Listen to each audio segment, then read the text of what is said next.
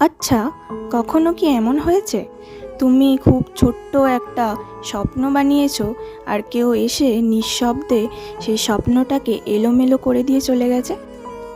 এরকমই একটা গল্প বলবো আজ। গল্পটার নাম আমার স্বপ্নে দেখা রাজকন্যা।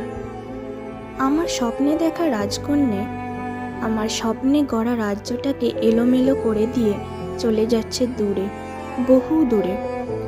আসলে রাজ্যটা খুব বড় কিছু ছিল না, কোনো সোনার প্রাসাদ ছিল না, না ছিল হাজার সৈন্যের পাহাড়।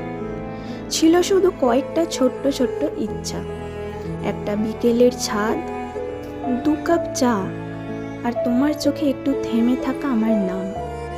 আমি ভেবেছিলাম এতটুকু রাজ্য সামলাতে তোমার খুব কষ্ট হবে না, কারণ রাজ্যের রাজা হওয়ার কোনো লোভ আমার ছিল না।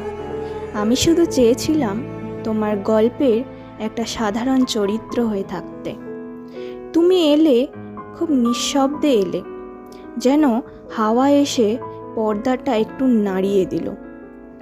আর আমি ভাবলাম এই বুঝি বসন্ত। তারপর একদিন দেখলাম আমার সাজানো সব রাস্তাগুলো কেমন অচেনা হয়ে যাচ্ছে। যে পথে আমরা একসাথে হাঁটবো ভেবেছিলাম, সেই পথে এখন শুধু ধুলো উড়ছে। রাজকন্যারা বোধহয় এমনই হয়, তারা আসলে গল্পের মতো আর চলে যায় ইতিহাসের মতো। কিন্তু আশ্চর্য জানো, তুমি চলে যাওয়ার পরেও আমার রাজ্যটা পুরোপুরি ভেঙে পড়েনি। কোথাও একটা ছোট্ট আলো এখনও জ্বলে আছে।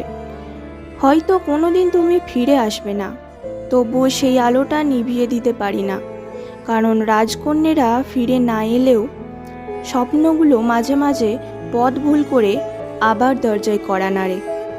আর আমি এখনও সেই শব্দটা শুনতে পাই।